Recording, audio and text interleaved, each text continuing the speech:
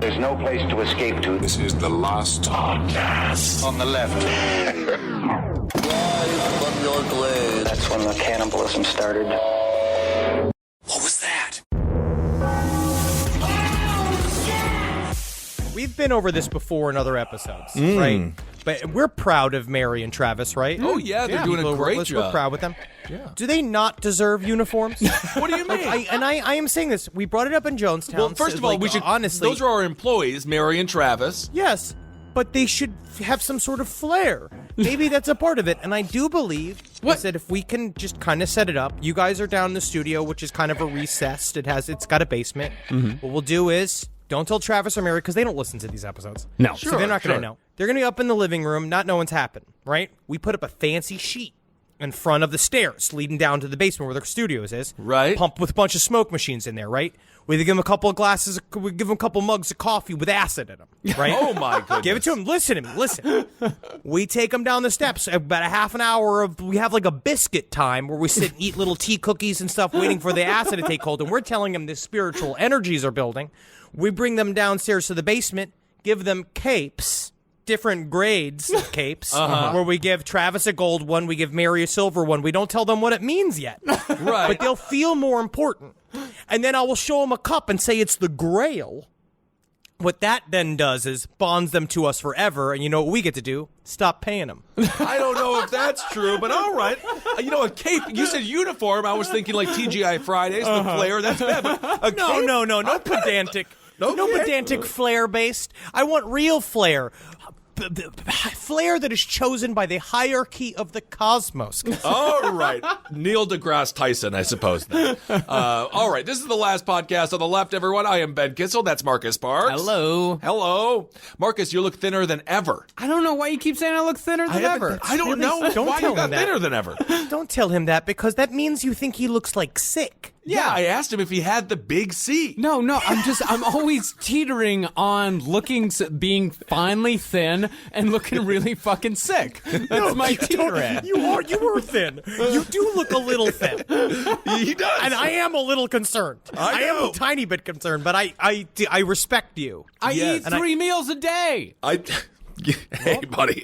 Hey, Ben. Sound like the reverse of an alcoholic.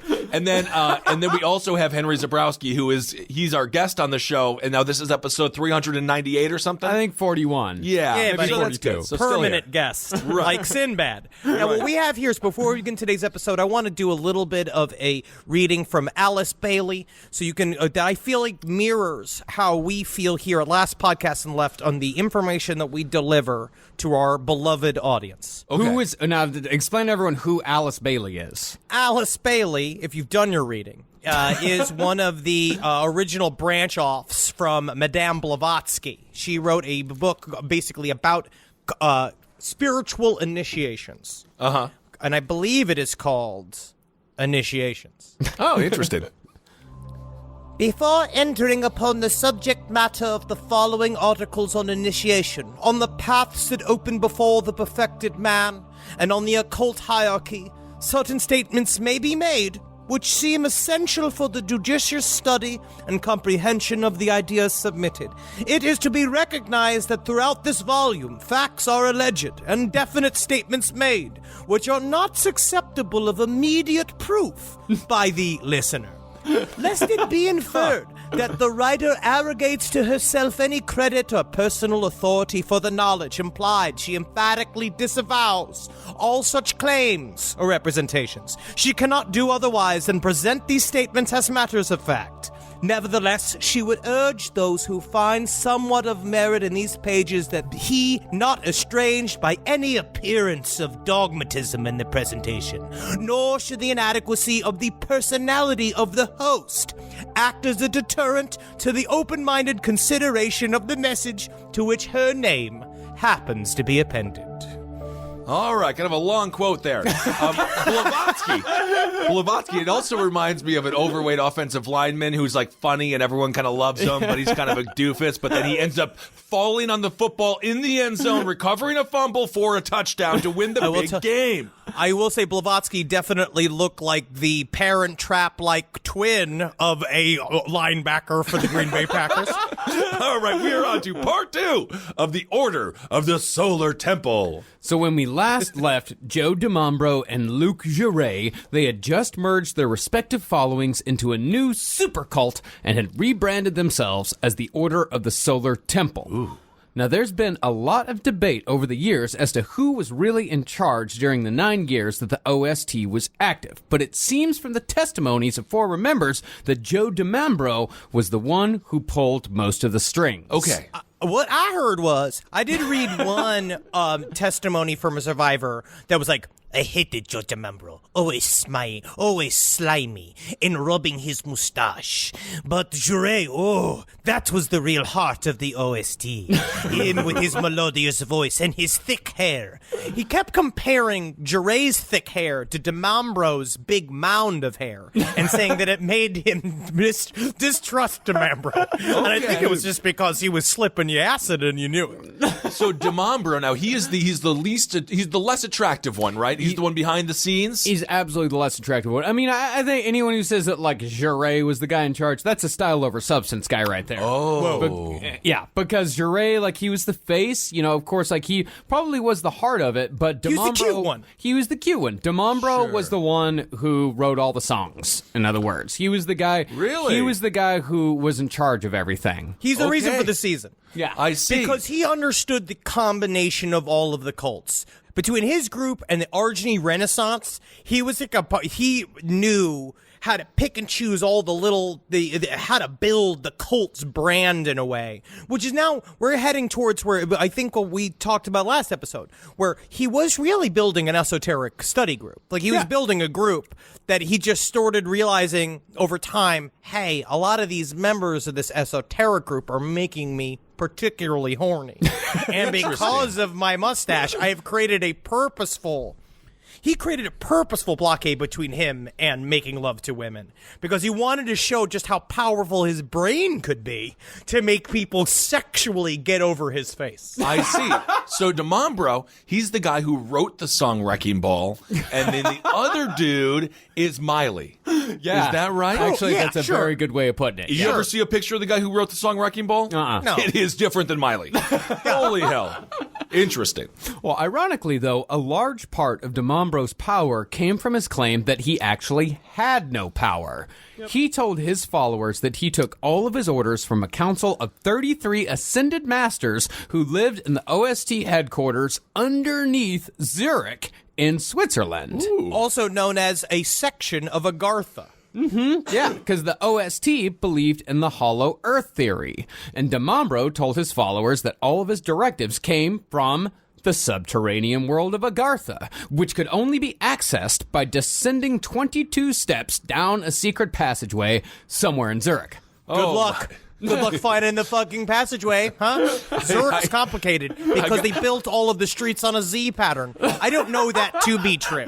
It sounds difficult. All I know is I never want to go on a journey to find a section of Agartha because that just seems like it's really... I'm going to need a little Bobo Baggins. I need a little help with that one, a little Samwise. But what we're seeing here, though, is a direct line. Like, if you start reading about his thought process, DiMambro, his time spent in Amorc and his time working with the Argony Renaissance and these other esoteric groups, we're seeing what they are trying to build, which is a direct line all the way to Madame Blavatsky, and Madame Blavatsky builds upon the line from the Egyptian secret schools. So what we're talking about here is, like, once you begin to open up the vaults of this type of esoteric thought between the Knights Templar, Rosicrucianism, esoteric Christianity, you're entering into the gigantic spine of occult thought that has been around since Sirius arrived in 26,000 years ago, which we don't know if it's true or not. Right. But even though the headquarters of the Order of the Solar Temple were in Zurich, DiMambro and Jouret expanded their operations across the sea in the mid-'80s, saying that the capital P, capital L Promised Land was located in North America. Okay. What's the time period on this little build-up, Marcus, would you say? About 80, but between 84 and 86. I think they started the move over to North America in 85, and finally in 1986 arrived in the Promised Land that was Quebec. Hey, Quebec's nice. All right. Yeah, Honestly, if you're gonna pick one spot in the world to make capital P, capital L promised land, beautiful Quebec is not a bad place to choose. yeah. I don't know. It's very cold. Well, I don't know the exact reasoning behind it, but I think it was. I think they probably had 3 reasons for this. I mean, one, it was distant enough to be impressive, because you can't say, "Hey, if you're in Switzerland, you can't say the promised land is in Sweden." No. You got to go far. Right. You got to You go go far. across the sea. And plus, as Henry said, it's a beautiful part of Canada that the Order's rich members would still enjoy. You can't take them out to the desert like Manson was taking all of his followers. Sure. Because they didn't know what was good. When you're already rich, you already know what's good, and you can't drop in lifestyle. That's a part. That's why he catered to it. They can't fully shake up their life. Yeah, they I have guess. to give them a little bit to bite on. Yeah, and speaking of which, they went somewhere where everyone all spoke French. We'll be abandon your name. Interesting. So from, always glad you came. it's a strange little bar over there in Quebec. So Zurich to Quebec. Zurich to Kinda Quebec. Staying on the lower end of the alphabet there. I'm telling you, though, with my cult, we are going to the beautiful, beautiful San Diego. That is the only place I will take my cult. It's where it's 75, rocking. All I don't know, man. I don't know if they want you. So Jaret, working as the face, convinced people to leave Switzerland by using the Jim Jones technique, telling his followers that the world would soon be ending and that the only place left standing was going to be Quebec. If this whole thing ends with him poisoning poutine as everyone slams it down their gullet, I'm going to be really upset. I mean, from every single time I've had poutine, I assume it's poison from the reaction my asshole has. But Jaret was also careful to specify a large area of Quebec, which meant that followers could relocate without having to all stay on a stuffy little compound, meaning everyone could still live comfortable, rich lifestyles. Okay. Nice. Because that was the thing about the OST. They never had a compound per se.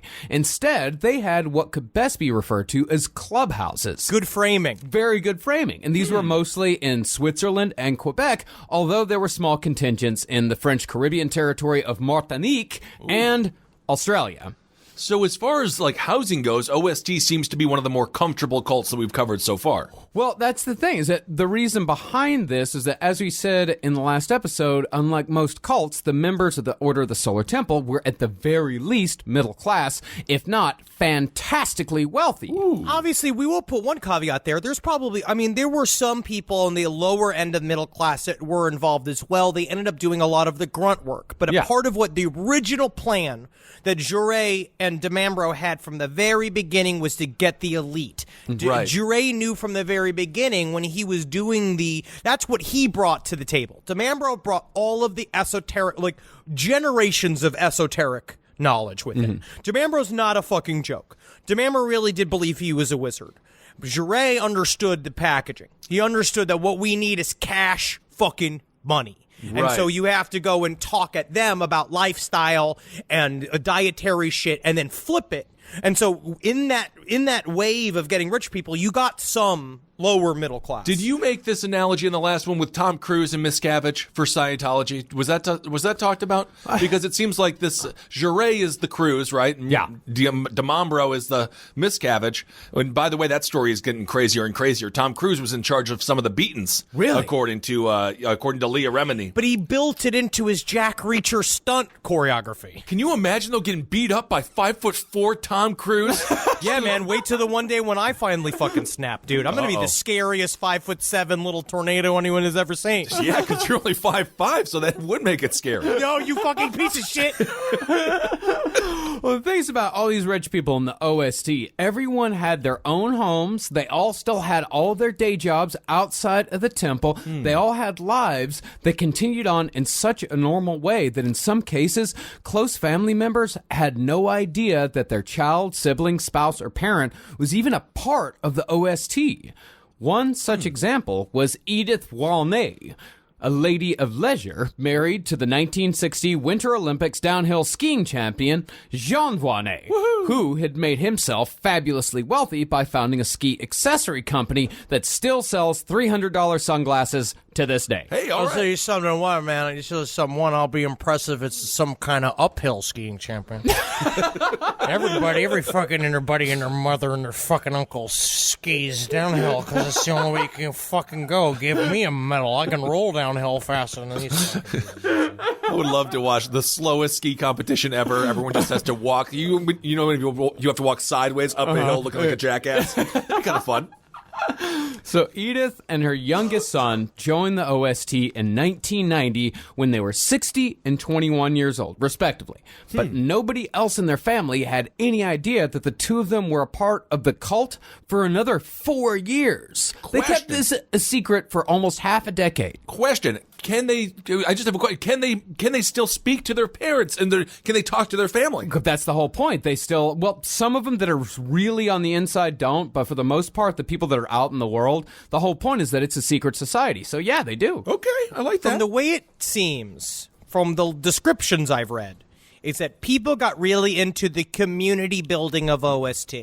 It seems that when they showed up, especially these people like Edith, who had a lot of money to burn, she showed up. She was given a little bit of the Jim Jones treatment, where she got right to DeMambro, and or like Joré or DeMambro would come forward and be like, "My child, so lovely to see you. Kisses on your wrist, kisses on your elbow."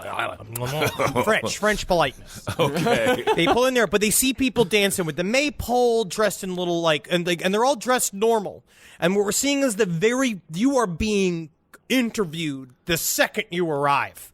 Where what they understood implicitly was the slow build of an esoteric group to a cult. They showed up just to fucking have some fun and to learn about crystals and how to join the Hierophants and how to join the Ascended Masters a little bit, but in order just to live their lives. But you know what they found? Uh-oh. Nothing but trouble. Thank you. Someone of you did it. Oh my God. So Edith shows up. Money just pouring out of her pockets, like a bank teller trying to rob the place and trying to walk out the back door. And then they're just like, "There's something about you that we like." Yep. That's basically it. That's basically it. Yeah, and that's the thing, is that Edith and her son's membership was only exposed when a couple of Swiss reporters showed up on the family's doorstep asking questions because Edith's name was found amidst the rubble of the second of the 4 OST massacres. Ooh. And she and her son would die in the 3rd massacre after they assured their family that they'd never have anything to do with the OST ever again, especially after they did something so silly as to kill themselves in a mass ritual. Yeah. Oh, man. Silly pants. There are a couple of Howie Mandels over there. Yeah, I went into a Starbucks in June. I asked for a pumpkin spice latte. They're like, "That doesn't come out until October." And I was like, Silly. I know that. Silly. I know that. And then you burn yourself with a group of your friends, right, in the shape of the Templar cross. Absolutely, of course. Ever making sure your body's all collapsed in a star pattern. Yeah, naturally. Very organized. But this is why I think it really was an esoteric group that was, at the beginning, it really was just about sharing knowledge. And when you get into real esoteric thought, a part of it, it's just a constant initiation. You're constantly bring towards a goal of learning the real quote-unquote knowledge, capital R, capital K, real knowledge. But this is, and in the 3rd episode, we're going to talk a lot about what was it suicide or was it murder, or what's the difference between the two. Okay. Mostly, it seems like a lot of these people were just straight up murdered. But even though these members lived separate lives, they could still be called away by either DeMambro or Joré at any time, and it was required that they never tell anyone where they were going. Edith's other son, the one who didn't join the cult, said he remembered his mother getting a phone call and suddenly leaving a yachting holiday in Spain, saying she wasn't feeling well and needed to immediately return to Geneva. Oh my These goodness. people were so fucking rich. It's safe to say, though, that you want to be called by Joré, right? Like, it's never good when you get the call from DeMambro. Like, Because DeMambro's like, "You must simply come back to Geneva because my tongue is dry." Well, I'm on a yacht. It's taking on water. But get what? You get to play with my sword. Oh, yikes. Well, that son now believes that his mother was called back by the cult, just as she'd been called multiple times before and after, and every time she left, she was as vague as possible as far as where she was going. Another example of a high-ranking member was Camille Pillet, who is an executive for the Swiss watch company Piaget. Oh. For some perspective on how rich this guy was, on the low end, Piaget watches go for about $8,000. Damn. On the high, they're in the millions. Like, Why I'm you gotta talking have $3 million watches? Why you gotta have a watch so expensive? What does it do? Yeah, what else does it do? It tells time like super good. Inspector Gadget's watch wasn't even that expensive. It was like a skateboard, It too. was a part of his arm. What on earth? So because of his stature, de Montbro told Pillet that he was the reincarnation of Joseph of Arimathea. And as a consequence, Pillet got all his capes in one go. No Whoa. questions asked. Boom, boom, boom. That's all it fucking takes, bro. Boom, boom, boom. That's crazy. But it wasn't just watchmakers and skiers that the OST attracted. I hope not. They completed the Swiss trifecta by recruiting Thierry Huguenot, whose grandfather, or Huguenot. It's very difficult. It's a very difficult name. I get it, man. Huguenot. Yeah, Terry Huguenot. it would be actually be Terry Huguenin, but Thierry I can take the names if you want me to. Thierry Huguenot. Yes, But- because let Kissel have the pronunciation. Yeah, Terry Huganian. Yeah, I love this car dealership over in Port Plover. Yeah, Terry Huganian. Yep, great guy. Anyway, his grandfather had made a killing running a chocolate factory. Jesus. Okay, so they got a watchmaker, they got a skier, they got a chocolate maker. So the triangle of stereotypes are complete. Yeah, dude, all they need now is a girl with huge tits and wooden shoes serving everybody. I don't know what else they drink there. I think they drink beer in Switzerland or some yeah, form of for sure. ale or grog. Definitely. Well, Terry is what we're going to call him. Might as well just call him Terry instead of saying Thierry every time. I But mean, yeah. that is his name, but we'll just call him Terry. No one really is going to be holding our feet to the fire on that. Well, don't be so sure. But, That's true. well, Terry was ironically a dentist, but an extremely successful one at that. So he was able to climb the ranks to become one of the order's most important members. Wait, the dentist was also in the chocolate business? Well, his grandfather was a chocolate He's creating his own customers. Yeah, dude, it's called the Hegelian dialectic, where you control the problem and the solution. It's all been a conspiracy. That's big tobacco. That's crazy. However, unlike the other three people we just mentioned, Terry survived, so quite a bit of our information on the cult comes from him. Specifically, the information comes from his book, 54th, which was beautifully translated for us by research assistant Rachel, who informed us that she speaks fluent French after hearing our call for French speakers on episode 1. Thank you, Rachel. She can do everything. How do people do that? Kids are taught better these days. Yeah. My public school education as an elementary school student was essentially a jail for children. Right. Yeah, my Spanish teacher just spent all her time talking about her skin disease. Diseasio is how it's pronounced, Marcus. Thank you very much. So the question here is this.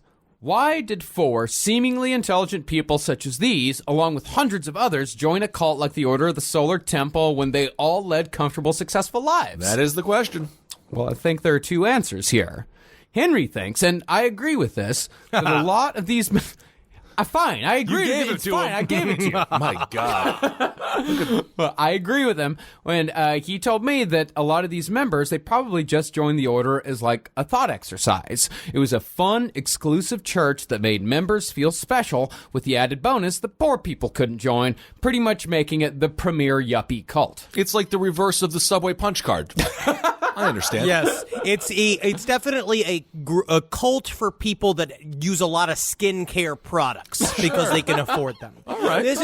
But a part of it is what we talked about with Scientology and the reason why it worked. Scientology worked because you got nerds to put themselves in costumes playing roles. Yeah. Nothing makes a bunch of people with money to burn feel better than essentially this is LARPing to a very intense end. When you read stuff like Alice Bailey and you read all the actual esoteric books that it seems that are building up these philosophy, it puts you on this incredible mystical journey to the center of the galaxy. And if you already got all these millions of dollars, everything else in the world is fucking boring to you. It turns a mission impossible to a mission possible, which I think is really fun. You also mentioned how Scientology worked. I say works. I just watched a commercial for their new television network. Yeah. Like are they doing better than ever? Yes. Sort of, in a way. They figured out how to mush their money around. They've realized that they can evangelize in a new way. They're doing it the Casey Anthony defense lawyer way, where have you seen the fucking ads around L.A. for Scientology are being like, we think you've heard about us. Are you curious? Right, it's stuff like that where they're playing with it. They're playing with that idea. Yes. As far as this being like an exclusive cult, a yuppie cult, something for rich people to do in their spare time, that was probably like the watch executive, like Camille Pillay. Okay. That was probably his motivation for joining.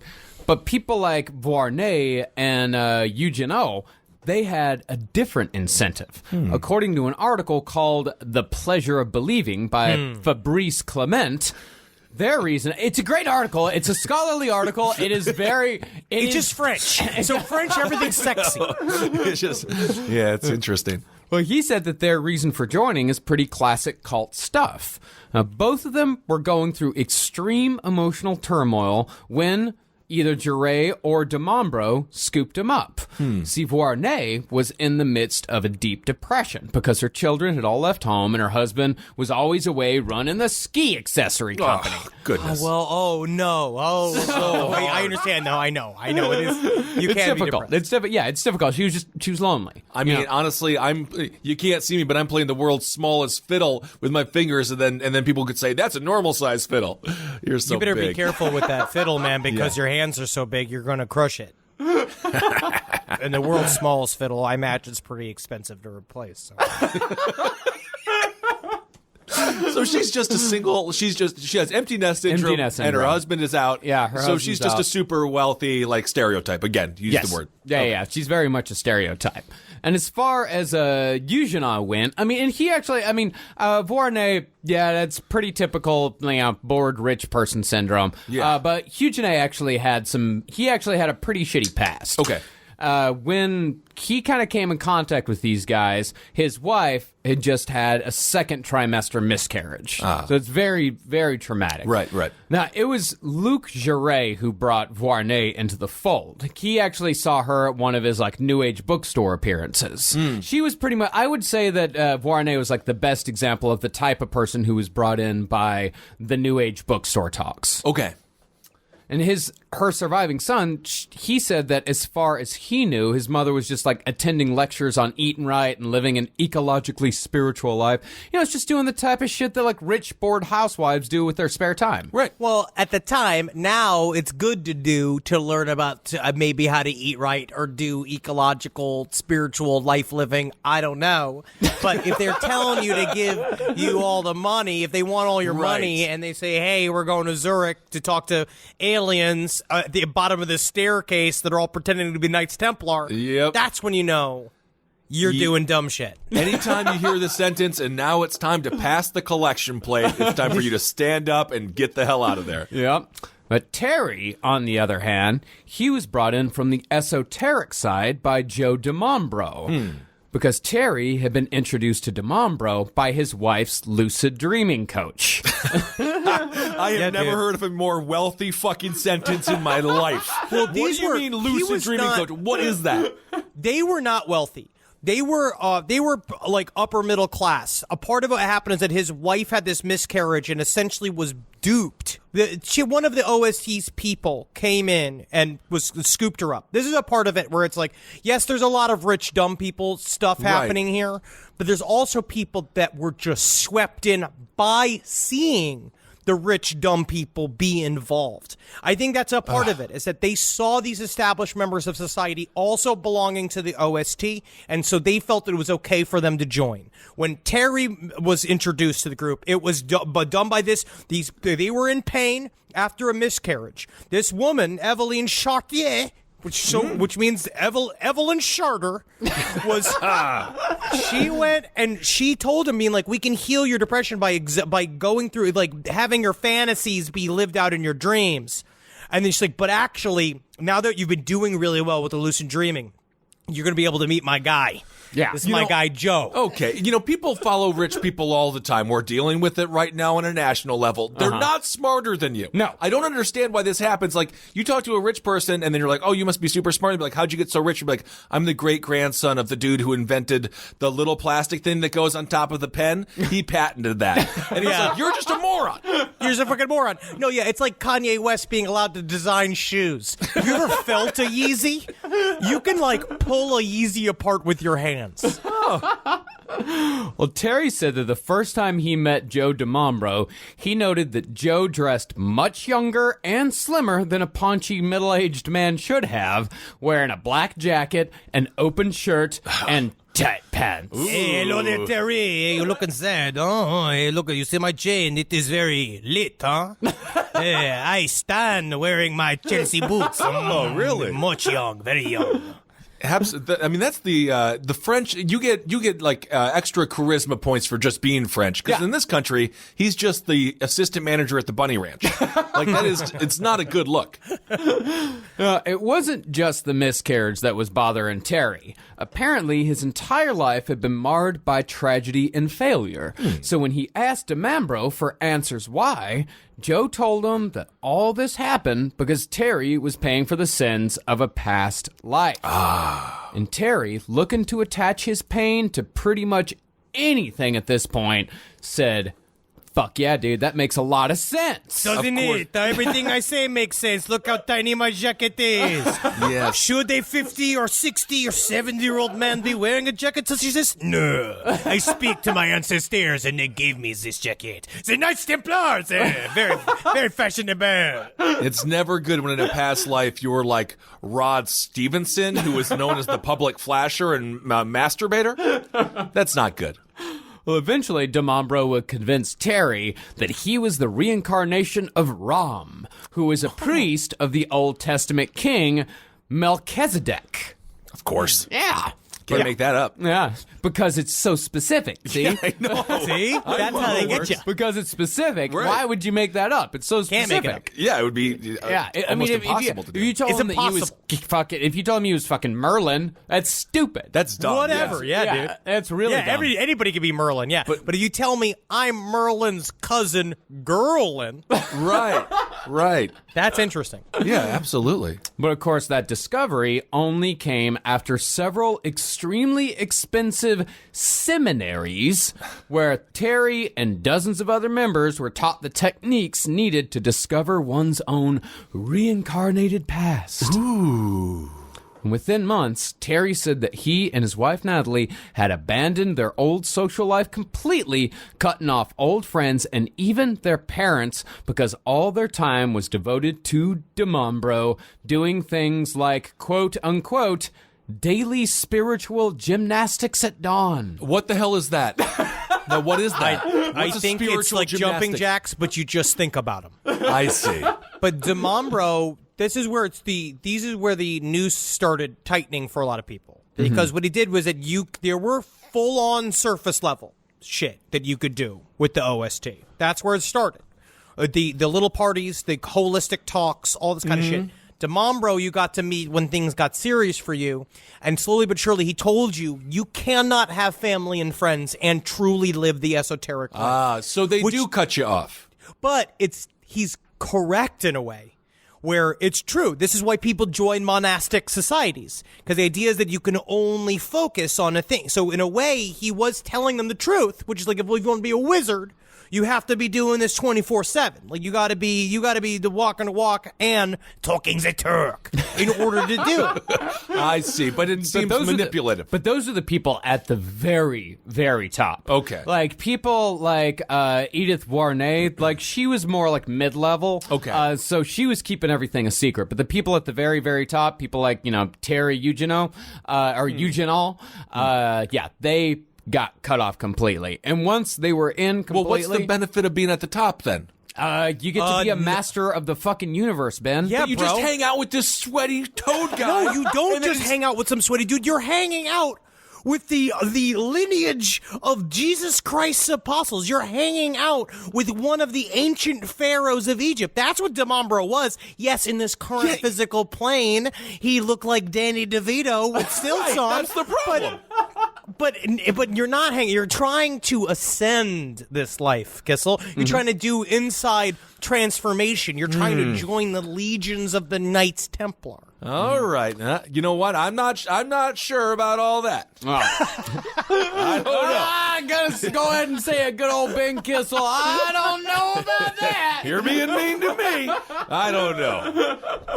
All I know is if I ever have a kid and they join a cult, one phone call. That's all it'll take me to convince them it's not good. I honestly would love to see you walking through the Order Solar Temple with all the tiny little Knights Templars all hanging from your arms. As you're just exactly. like, give me back my son. And then you get there and you're like, that's not my son. Oh, shit, I've just been hammered for days. Little Liam Neeson. I could do a Taken scene. Well, once Terry and his wife Natalie were in completely, Demambro introduced them to Luc Jouret. Okay. Whom Terry still describes with a sense of awe and wonder despite everything that's happened, which is actually extremely common among former cult members. The best example being when former Scientologists talk about L. Ron Hubbard. Like they still talk about they still say LRH, and they still talk about him like he's a god. Right. It's got the body of a god, that I know. Well, here is an excerpt from Terry's book talking about Luc Jouret. Immediately, the allure of this doctor seduced us.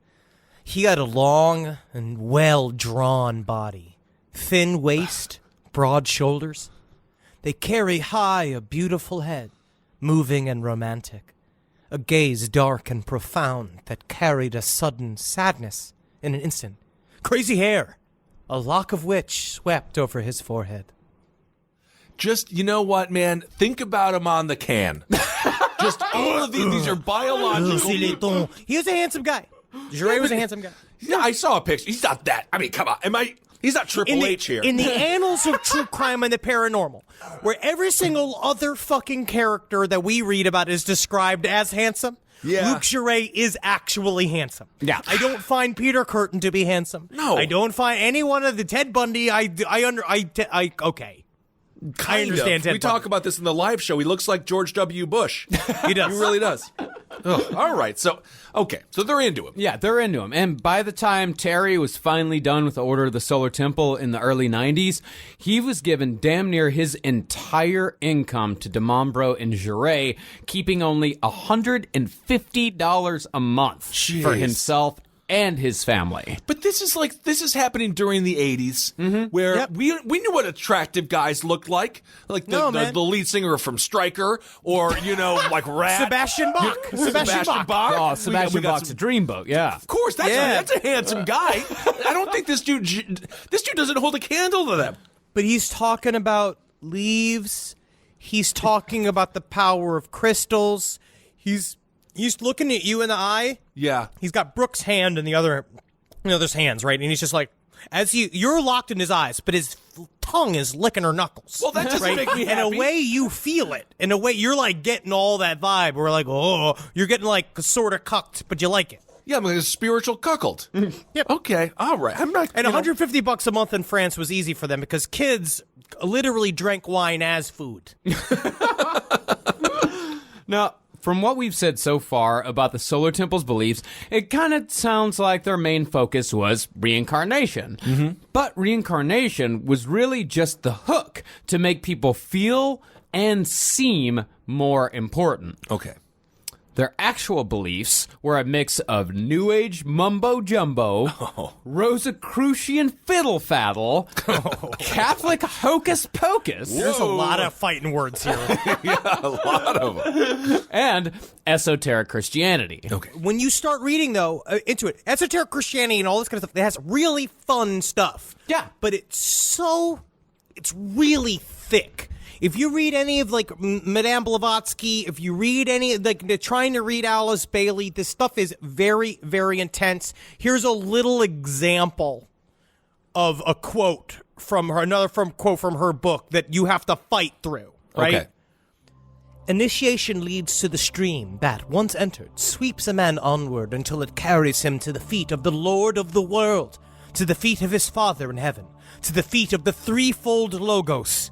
The initiation leads to the cave within whose circumscribing walls the pairs of opposites are known, and the secret of good and evil is revealed. It leads to the cross, and to that utter sacrifice which must transpire before perfect liberation is attained, and the initiate stands free of all earth's fetters, held by naught in the three worlds.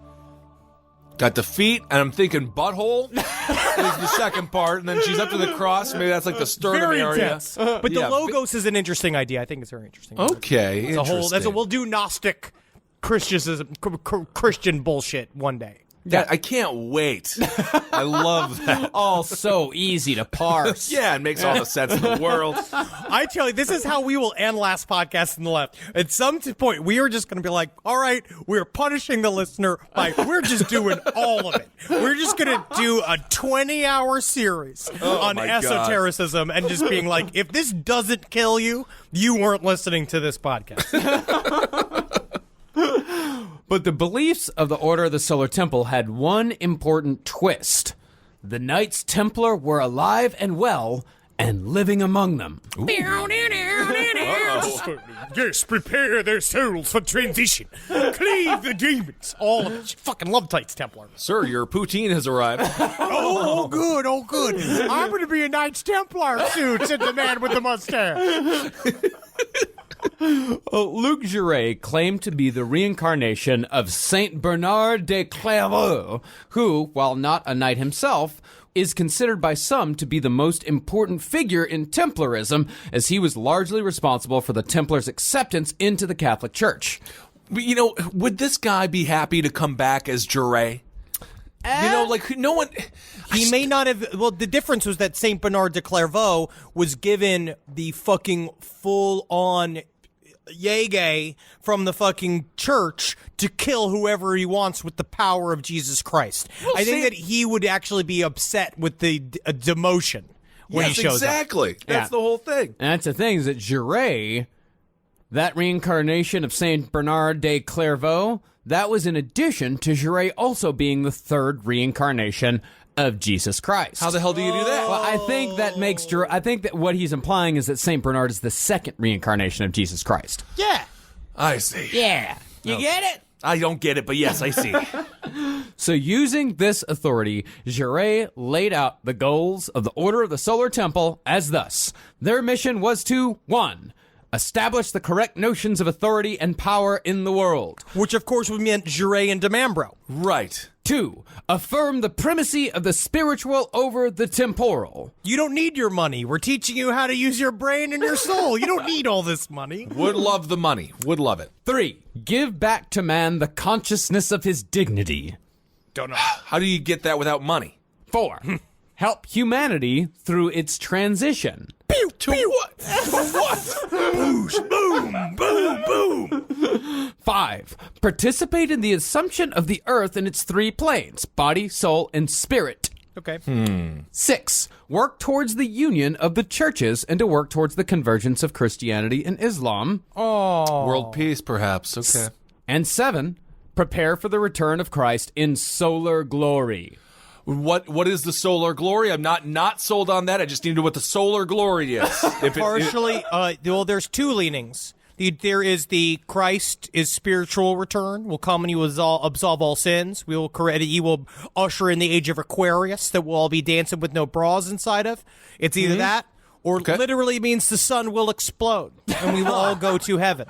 Okay. Most of that sounds pretty okay as far as cults go. Yeah. That 7-point doctrine was the version that Jaret gave the squares when he was making his pitch during lectures. Ooh. It not surprisingly leaves out quite a bit of the actual beliefs of the Order of the Solar Temple, which this isn't all that different from how Scientology does it. You know, you can't just spring Xenu on people right off the bat. Can't do it. How are you going to take all their money along the way? Yeah, you got to massage them. So by the time they get to the point where they're at the top, they have to believe it because of sunk cost. I'm not a stupid idiot. I didn't make a massive mistake 10 years ago. Left my entire family behind. No way. But the main thing that Jaret left out was the Order's belief in transit. And this is very important to the Order of the Solar Temple's belief system. Okay. See, starting in 1986, just a couple of years after the founding of the Order, the tone of Jaret and de Mombro's teachings took a more apocalyptic tone. It was done on purpose to make the danger and the stakes being risen to the members of the OST. What that will do, it makes you super fucking horny. I guess so. They Because always you do this. know the end's coming. So you know those juices are going. DeMambro's getting better looking and better looking each week you go. Because he's not. I mean, he's got that sword. He's waving it around. He's got that nice cape. I guess so. They always go with this route here. Yeah. Well, at first, members were told to prepare for the end of the world. But the cool thing to look forward to was that the members of the OST were the only ones special enough to be survivors. So they'd have the whole planet to themselves, or at the very least, Quebec. That's great. They could live in an apocalyptic war zone in Quebec. How wonderful. No, Quebec what a would stay reward. nice. Quebec would stay nice. That's what they're trying to say. Oh, okay. Now, both Jaret and de Mombro said they learned about all this during their revelations, and these revelations surrounded 4 sacred objects: the Holy Grail, the original menorah. The original. Okay. Yeah. Not the one that you light at Hanukkah. Okay. That's got, I think, 8 candles. Oh, Is it don't the 8 even crazy start it. nights? You don't know. Maybe We we don't should. know. Before we say it, we do not know. Well, that's what. No, it's got 8 because it's 8 crazy nights, right? That is an Adam Sandler movie. That is not. Perhaps, yes, but I do believe. Yeah. It's actually a great movie. It's animated. Yeah, I like the ref. He's cute. It's really Yeah, fun. funny. Yeah, I think this one's got 6. It's like the one that was in the first temple. I thought I had 9. Don't know. Anyway, the original menorah is one of them. It also had the Ark of the Covenant. Ooh. And the sword Excalibur. Fuck yeah, all the nerd clips. Such nerds. Yeah, all the this is- nerd clips are being rubbed here. You got the Okay. Excalibur. It's really nice. Yeah. And the world was going to end in late 1993, early 1994, or thereabouts. Okay. But as the 80s marched on, Jaret and de Mombro slowly began to move away from the idea of the OST inheriting the Earth. By the late 80s, the buzzword around the cult was transit. Okay. Beep beep. Yep. Chicka, chicka, chicka, chicka, chicka, chicka. Pew pew.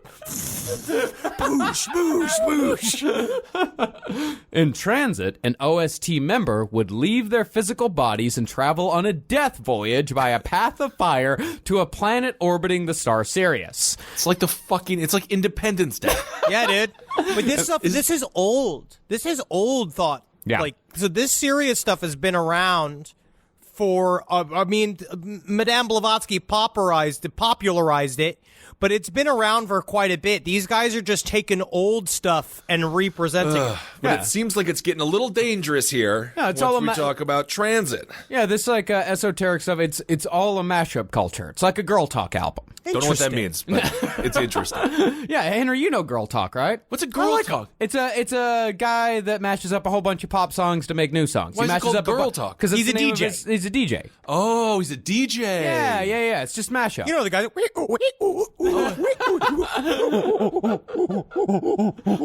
That's beatboxing. That's beatboxing, not DJing. Yeah. Well, the Order of the Solar Temple considered transit to be a purifying ordeal through which members return to the Grand White Lodge of Sirius.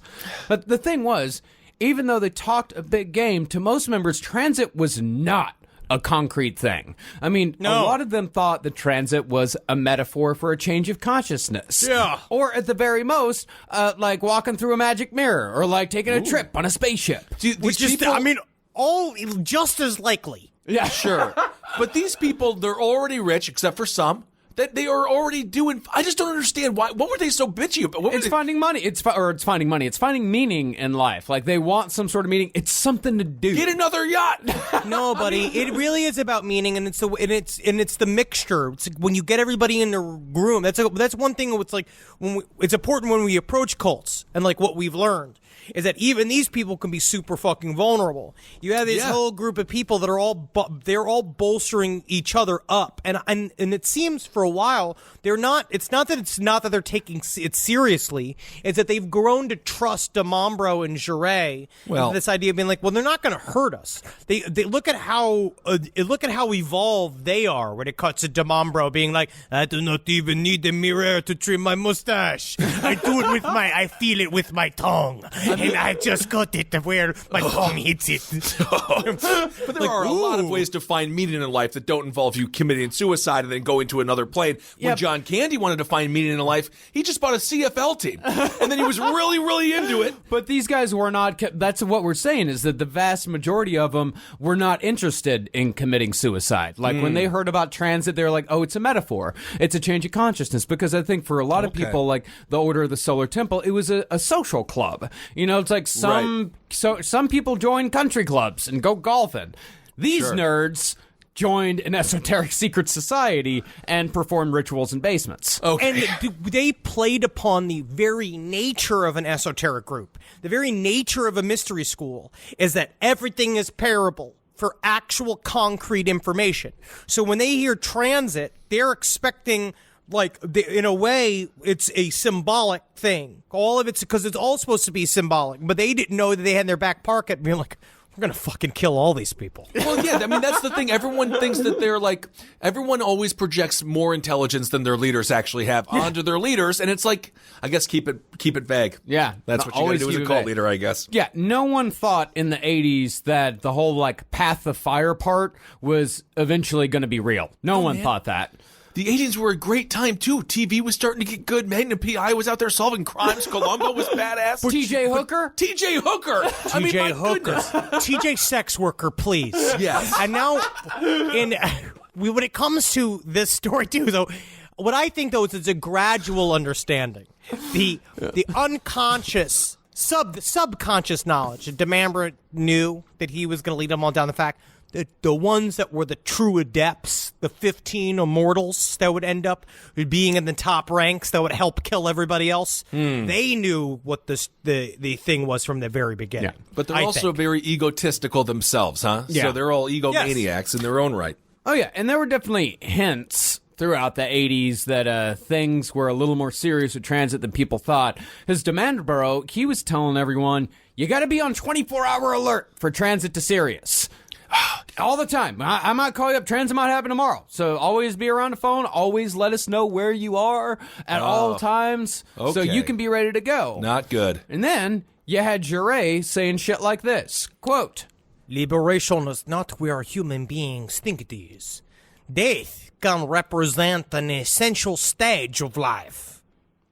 Oh, this is getting bad. I don't like where it's heading. But most OST members didn't have September of 1994 marked on their calendars as their time to die. I mean, as we said, most of these people just enjoyed the community aspect, the exclusivity, and, of course, like the fun ritual of the whole thing. Right. Unfortunately, though, we don't know a hell of a whole lot about their rituals or their day-to-day operations. Because as we stressed in the first episode, this was a secret society, and they were damn good at keeping just enough secrets to keep themselves mysterious. Okay. But there were a couple of defectors, including our man Terry. And defecting actually had a ritual all of its own. When a person left the Order of the Solar Temple, the Order would either boil their belongings, set them on fire, or just put them in garbage bags. Honestly, it's very cleansing to do if you have an ex or somebody like that you don't want to... It's really good to get rid of all their stuff in a sort of symbolic fire. It helps. But it's not the, one of the opening scenes in the movie Dirty Work, which is a totally underrated comedy. Hugely underrated comedy. When Norm Macdonald's girlfriend is throwing all of his shit out, including his popcorn machine. This is much more nefarious than that. Yeah. No, they were just trying to get rid of them. Actually, the ones that got out that had their shit fucking set on fire were really lucky. Yeah, but why would they even... What does that smell like when you're boiling all this guy's fucking sweaty ass shoes, nasty ass clothes. It's just part of life, man. It's part of the fucking circle of life. You've seen Lion King. You know someone tried it. You know somebody had a little spoon of that soup. You know what happened. Just to taste it. Yeah, you know.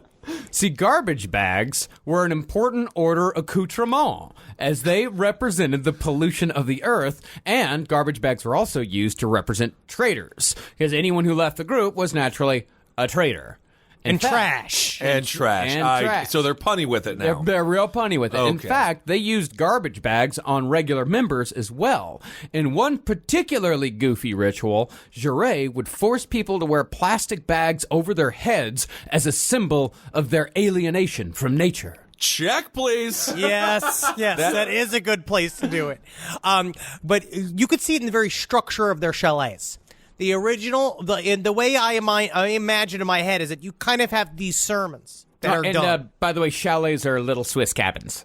They're nice. Oh, they're Marcus. nice. And today's dad moment brought to you by Marcus Parks. By the way, It's nice son, that he did. Some people don't know. I didn't know. I had to look up. I knew a chalet was a structure of some kind, but I didn't have in my head what a chalet was. I was mocked when I was maybe a sophomore. We were driving. My friend Charlie, I said, "Oh, there's a cheese chalet," and he's like, "It's chalet," and they didn't let me live that down for a long time. I thought it was a hard T. And if you ever eat at they have a Boston market in Canada that's called Swiss Chalet, which is kind of fucked up now that you think about it, because it's literally a rotisserie chicken place, and now you know it's like they made a real Swiss Chalet in the Order of the Solar Temple, which is fucked. Weird. But you could see that they did like a sermon up top, but then they had their downstairs cathedral where the real shit happened. Yeah. So you would be up there for a while, and then be like, but now it's time for an exercise. Let's all go downstairs. And then they would do these little lessons. If you learn anything from the Rosicrucians, they would do that they seem to steal a lot from their pattern, where they'd have like a theme, and then you are slowly bringing different groups in to do. One club will come in, one level of initiation will go in. Then the next level will go in. They're all coming out seeing like, we saw incredible things. Now you know that you want to get to the next level of an initiation because you want to see what they fucking saw. Mm-hmm. But if you just see this from the outside world, you just see a bunch of idiots with garbage bags on their heads. Yes. Like chanting. It's like acting school. Have you ever have you ever seen the lawns outside of a theater department? It's awful. We did terrible things for years. I spent tens of thousands of dollars rolling around pretending to be a tree. Well, all the garbage bags bullshit, like that wasn't even close to their goofiest customs. Okay. Each member had a special chair, and no one could sit in anyone else's chair lest they contaminate their own energy with someone else's butt. How could you make this more of an ass Jackie cult? Oh, assigned seating. That'll do. Yeah, because if you sit on someone else's butt seat, You get their butt energy. their butt energy gets in your butt. There's butt. Yeah. All right. You fucking idiot. No, I don't didn't- sit in yeah, your just- chair, but I'm mostly just because of your horrible farts. What are you talking? Oh, are you mocking my recliner that I have at home? Which I do sit in nude on a regular basis? Don't sit in it. All right. Okay. These guys, they were also required to wash lettuce 7 times before serving it, every time, Okay. OST changes to OCD. What is going on? and they could only walk on grass with bare feet. But as far as the rituals went, defectors said that the OST leaders regularly used hallucinogens in their rituals, which are usually done under a full moon while wearing movie-quality medieval robes. And you know that it kind of worked. That it started with them. It's real light. And then they have Right. once a month these specific rituals where like, this shit's serious. Because they would go out there, they're all taking the fucking sacrament and staring at Jure, who they could not look in the eye. Because he would become the Christ during these moments. And these rituals, done in OST clubhouses across Switzerland and Quebec, were highly theatrical. Okay. They had slides, they had lasers, and they had seemingly impossible visions.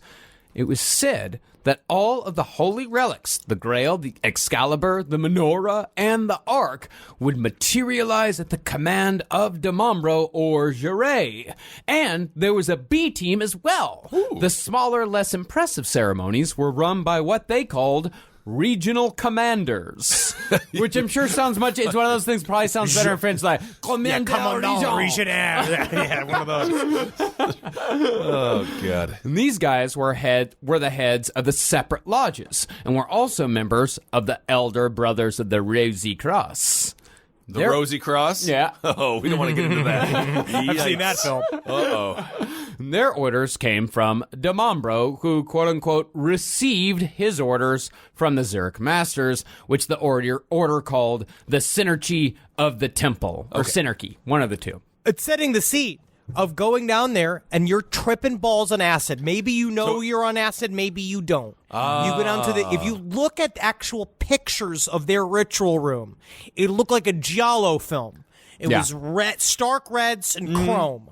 And at these giant mirrors, you sit in these little congregational chairs, you got fucking Demambro doing like wigging you out moves, like doing the classic, like, whoa, am I touching your face? Am I touching your face? Like that kind of shit.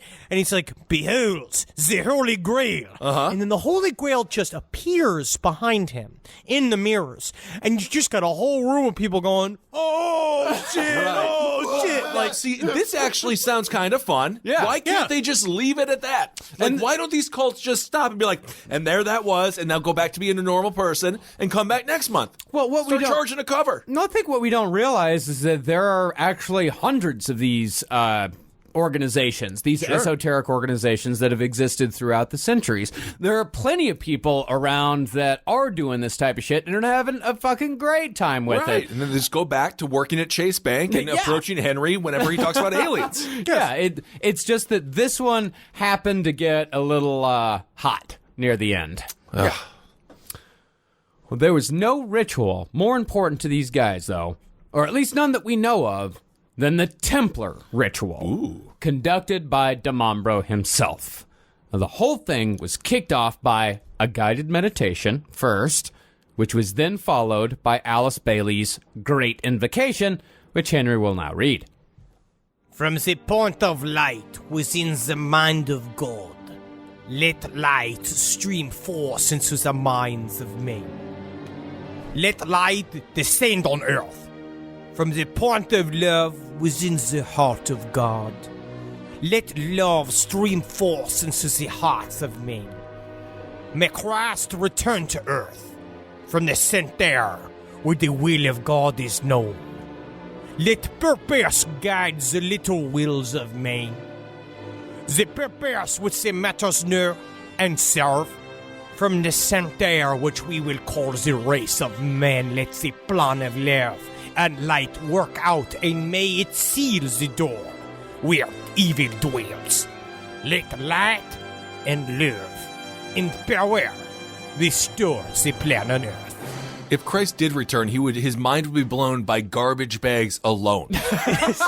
He'd be like, what is that? Is that plastic? Quit wrestling! Everyone sit still. I cannot concentrate on the invocation when you are wrestling like the most beautiful thing I've ever seen in the world. That is from a film called American Beauty. Oh, yeah. Well, think of it this way. I mean, you've just had a coffee cup filled with a nice cuppa and a whole bunch of acid. A bunch of acid. So you're sitting there. You're starting to get going with the hallucinogens. You're starting to peak a little bit. Right. Demambro's reading the shit. The lights are coming down. Lasers are starting to shoot out of the fucking walls. Cool. And unfortunately, we don't really know what the actual ritual was. They just sit there and they trip their fucking nuts off. We're not sure exactly how they went through it, you know, and what all the steps were. I mean, we got bits and pieces. Like, we know that sometimes Demambro would, like, let people hold his sword that he said was a genuine Templar artifact given to him in a previous life. That's what you want to punch a room full of people on acid. Give them a weapon. See what happens. Honestly, man, it's a nerd's dream. You're talking about a nerd's dream. They're all scared of him with this sword. He's up there going like, they get to like take it and they're like, oh, cool, instead of being like, I'm going to go. Which normally what happens when you're on a date and you show somebody your swords. Yes. But even though this all sounds goofy, as cult stuff always does, we do know that the visions Demambro produced in his rituals were fantastically realistic. Although it probably comes as no surprise that they were all a complete and total fabrication. They were all the work of a special effects guy named Tony Dutoit, who helped Demambro pull the wool over everyone's eyes for the greater good. Hey, Demambro, you want a cup? Period and thing? Hey, 3 p.m. I get you a cup. Tony always does. Don't you worry about me, my friend. I make a fake cup. I make a real cup. I do all of my bullshit to my fucking truck, bro. So he's got a tech guy. He's got a tech guy, and he had a fantastic tech guy. And I couldn't find a whole lot of information on Tony Dutoit's background. Like, I don't know if his background was in, like, stage production or if he worked on movies or what.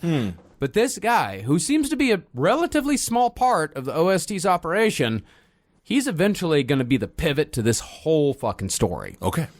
But the visions weren't even close to the end of the river of bullshit coming from Demambro and Jure.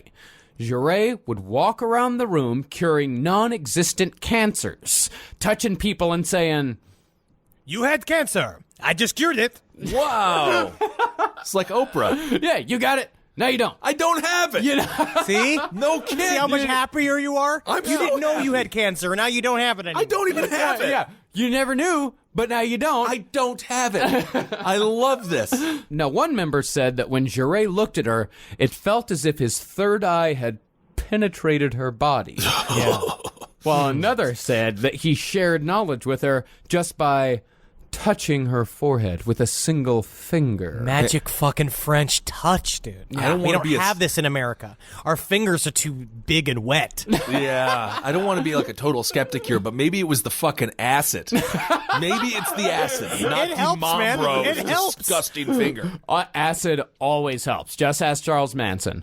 I mean, acid is... I mean, it doesn't help if you want to have a productive life or like a family. it helps But if you want to sometimes- convince people that you're God. Yes, it does. Yeah, man, which is the goal. And honestly, that's why just look in the mirror and realize you are your own God. Yeah, because that's what exactly. we've always done on acid. Yeah, exactly. Now, it's also worth mentioning that it's estimated that 2/3 of the Order of the Solar Temple were women. You. And of course, it wasn't long before sex became a central part of the OST's rituals. It's pretty easy to figure out which members of the OST were fucking. I mean, you can tell I fuck. Look at my leather jacket. Would the man wear a leather jacket if he was not simply slick to the touch with the pussy juice, huh? Excuse me, I have some kind of chicken wing stuck in my mustache. Cool guys all around. Jure started telling people in the late 80s that his quote-unquote spiritual strength was running low. And in order to summon the strength that he needed to conduct rituals, he absolutely needed to have sex with the female member of his choosing immediately before that ritual was done. Isn't that it's just an interesting cure. Yeah. Some people get on an exercise bike, but my God, wouldn't you believe it? I have to have sex with you. Have to have sex with you. I don't I'm even sorry. make this stuff The up. Knights Templar told me. Aren't you scared? These guys even managed to work a little sexiness into the rituals themselves. One member testified to a ritual in which 2 women undressed as Wagner played in the background. When they got down to their undies, a light bulb fell from a spotlight, severed the head of a rose, and smashed to the floor. And when the glass broke, Demambro pulled out his special little Templar sword and yelled, By the powers vested in me, I trace a protective circle around this holy assembly. and with that, the special effects stopped, and Demambro looked to be responsible. Fuck yeah, dude. That's Yeah, look fucking at this thing I made happen, so- and I made it stop. Wow. Honestly, though, that's so... oh, man. Honestly, it's a great idea. I want this for my 40th birthday. Like, do that it's for such ya. a fun setup. I know it's all bad. It all ends bad. But the lead up, like, if I would just keep this cooking at this level. We'll do it, but it'll be Marcus and Henry and I in our underwear. And then we'll just have Holden come and chop a rose in half. And, I mean, it won't look the same, but There you go, fucking man. I fucking chopped the head off the fucking rose, dude. So, can I go? Holden McNeely, check out his show, Wizard and the Bruiser. But Demambro and Jure didn't limit their intrusion into the sex lives of their congregation to their own pants. DeMambro had continued his practice of pairing up couples, sometimes breaking up marriages in the process, putting together people that he deemed, quote-unquote, cosmically compatible. You are a very big woman. I like to see how big you are. Very tall, very good. Tiny man. You fuck her. Make a medium child. So DeMambro is like Ashley Madison. Yeah. Just breaking up relationships for love that doesn't really exist. Yeah, it's just like, you guys aren't good together, so you're not even good together. You just say, the two of you aren't cosmically compatible. They could be in a happy relationship. You say, it's a way to control the congregation. It's a way to control everyone by saying, it's controlling the most intimate part of their life, their marriage. It's like, you guys will split up, and then you get with him, and you get with her. And, like, for an example, Terry Eugenol, he was one such person whose marriage was ripped apart by Joe DeMambro. Well, how the fudge? I used up my quota of F words. How the hell, as a man, do you let another man, short and dumpy, looking like soup poured into a bag, how do you let him break up your relationship? Psychically powerful. Yeah. But I You just see, don't this is the thing. You still malign the short and the dumpy. You don't understand the type of links that the short and the dumpy have to do to take over this fucking planet of ours. Which, unfortunately, there's a lot of us that are in very key places on the planet Earth. Well, and what it is, you've already bought in so far. Yeah, Right. You're already wearing capes. You're already taking acid. You're already hanging out a lot. At the Swiss Chalet, and there's no rotisserie chicken there for you. Ooh. And you are, so at a certain point, to say no to him means it's all been wrong. Yeah, How many years of marinating would it take for someone to be like, yeah, you're right, I don't like this woman that I love? When this happened to Terry, it had been about a decade, about 10 years. Oh, jeez, okay. But, never underestimate the power of humiliation or the power of possible humiliation, Sure. because people will go to such great lengths to never admit they were ever wrong. And to never be humiliated. Sure. And, just for example, like Terry, in 1989, his wife, Natalie, she started to get a little fed up with the life and the order. She was done with it. Right. So she suggested to Terry, let's get the fuck out of here. Let's take the kids. Let's go. Yeah, you had fun. You did the acid. You had a good time. Everything's fine, but but they were they were living on $150 a month. So she's like, let's get out of here. Stop giving them all of your fucking money. So when Terry told DeMambro about this, DeMambro said, dude, this is perfect. You know why? Because I just found your cosmic wife, yesterday. Wow. Yeah, So, dude. You know what you can do? Fucking get rid of Natalie, get rid of her, take Marielle. Oh, Boom, my boom. goodness. Yeah, and by the end of the day, Natalie had been excommunicated and thrown out of the order, and by that that fucking night, Marielle had taken her place in bed next to Terry, all while the kids were still living in the next room over. Jeez. Okay. Well, I guess that's from the book of How to Fuck Up Your Kids. Yeah. And I just used the F word again. Wow. How to fudge up your kids, you mean? That is disgusting. How to fudge up your That is kids. fucking. This is not the Children of God series. Do not mention that ever again. The idea of this, them all covered with stuff that looks like chocolate, The cosmic marriages weren't the only thing that DeMambro brought with him from the old days of the foundation of the Golden Way. That was his cult before the Order of the Solar Temple. He also brought along the concept of cosmic children. These children were said to be the ones who were going to usher in a new age. I gotta go to the bathroom, Daddy. I gotta go to the bathroom, Daddy. We're not to Neptune yet. Shut the fuck up. I tell you what, you're certainly not a cosmic anymore. This is done. I see a new child. Daddy, I need to pay for cosmic college. I don't have any money. You know I got fired. It was no coincidence that the cosmic children belonged to either DeMambro or Jarret, even though they were said to be a product of theogamy, which was a marriage between the gods. Yeah, so his child, he said, was had immaculate conception. He didn't even fuck his wife. Yeah, DeMambro said that his first child, Ellie, was supposedly conceived under the direction of the Masters of Zurich in Israel during the vernal equinox. Okay. Push in and out. Push in and out. Empty your bowls, my young squire. Yikes. And the second child was born of a woman who could possibly be described as DeMambro's very own Scarlet Lady. She sounds fucking spicy, dude. Yeah, her name was Dominique Bellaton. Okay. and she was only 19 years old when she fell in with Joe DiMambro, who was in his, I think, 50s or 60s. I think he's in his 60s. Yeah, and upon seeing Dominique for the first time, DiMambro immediately told her that she was the reincarnation of the Egyptian queen Hatshepsut.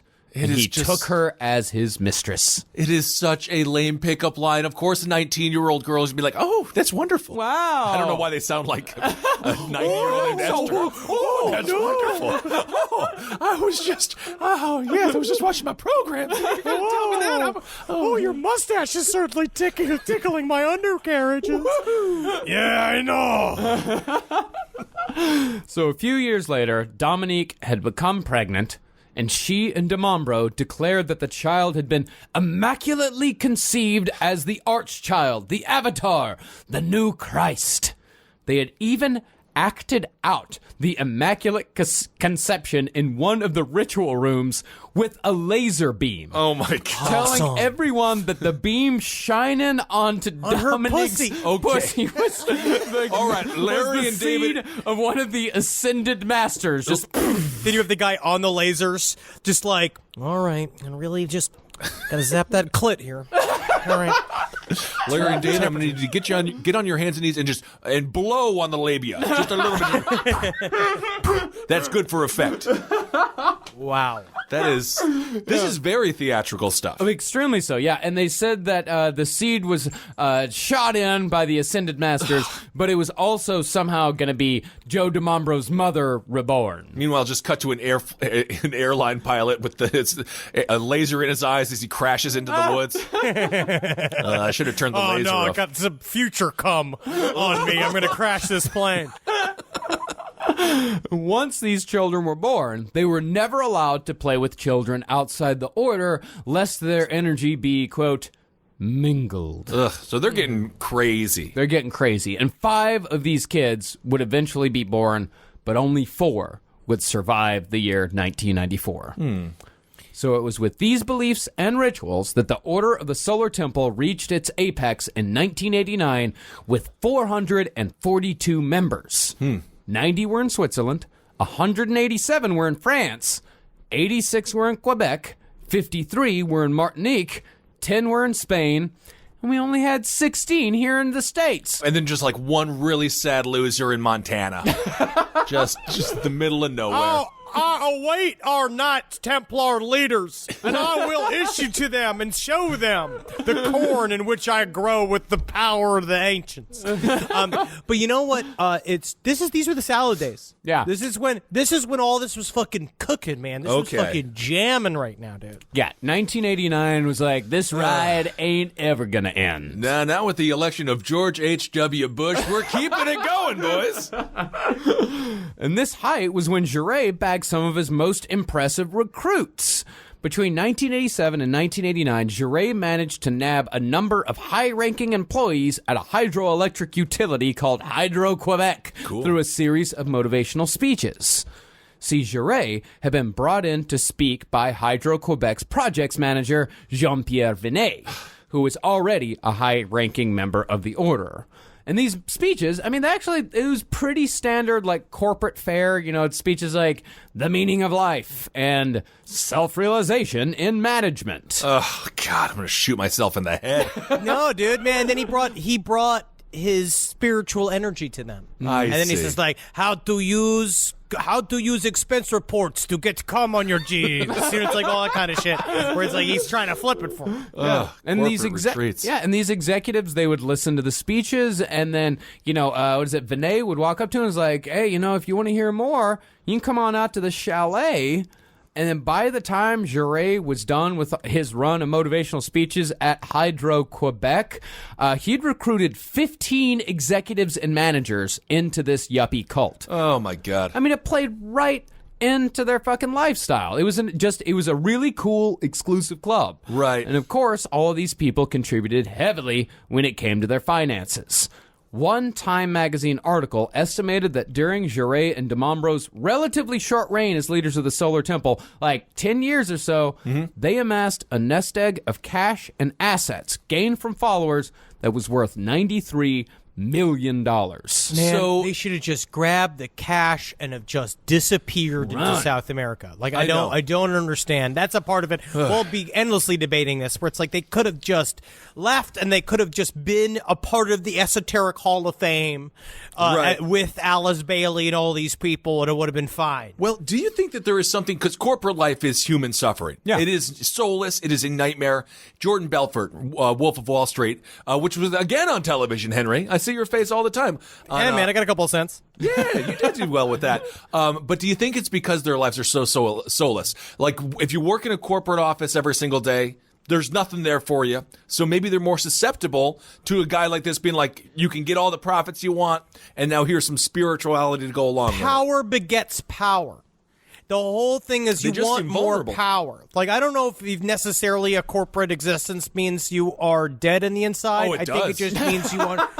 I think a part of it is you know what it takes to make money as humanly possible, and you're willing to put your humanity to the side to do that. Sure. And to anyone listening in an office right now, thank you for listening. And you're not soulless whatsoever. I know we have a lot of good listeners. cover, Kissel. Well, I know we have a really lot of good cover. yeah. Yeah, and don't malign the extremely rich too much. How else are we going to get Six Flags on us? That's All I very want true. is we need more millionaires to listen to the show. The thing is about all the money that came into the cult, this is where the turn came. They made too much money. 'Cause as Wait, we are you said, telling me that money corrupted a situation? see, as we said before, some people like Terry Eugenal were given their entire salaries over to DeMombro and Jure, while they themselves were living on less than $200 a month. Now, this wasn't everyone in the cult, because it tends to kind of ruin some of the allure if everyone in the cult is suddenly poor. Right. But by draining some of them while guzzling a fair amount from others, DeMombro and Jure were living the high life. DeMombro owned 12 houses and had a personal bank account that numbered in the high six figures. Why? And this was all while he and Jure were banging just about every woman in the order whenever they wanted. Jeez. Naturally, this led to some bad feelings. Yeah, I would think so. Sometimes, Yeah. some people get upset when you have two Freddie Mercurys in the group. I watch Bohemian Rhapsody, and the rest of them just have silly hair. That is the And by the time the 90s rolled around, things started to fall apart for the Order of the Solar Temple. One of the first cracks appeared when DeMombro's own children began rebelling against the group, some of these cosmic kids. Yeah. In 1990, Elio DeMombro just happened to stumble upon his father's prop closet. Oh, nothing is sadder when a sketch comedian is revealed. No, can you imagine being the kid of this guy, going through the teenage years? You hate your parents no matter what. Mm-hmm. And then you got that guy as a dad. Yeah, when Elio opened the door, he found a treasure trove of ritual paraphernalia. He found the sword Excalibur. He found the Holy Grail. I mean, and this was just usually like all this stuff was supposed to have materialized from, the ethereal plane. And Elio opens the closet, and it's just it's just plastic. Just in a Rubbermaid. Yeah, it's just Rubbermaid. It's just in storage.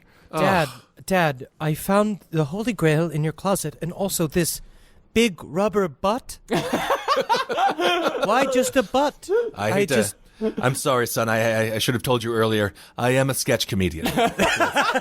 No! When Elio saw this, he told as many people as he could before leaving the Order forever, and he took around a dozen high-ranking members with him.